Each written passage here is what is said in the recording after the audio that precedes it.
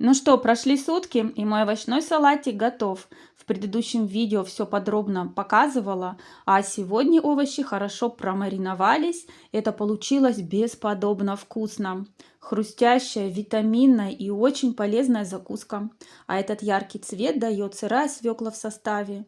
Готовится эта красота элементарно, просто из самых доступных продуктов. Рецепт– настоящая палочка-выручалочка для тех, кто любит салаты, но не желает каждый день тратить время на их приготовление.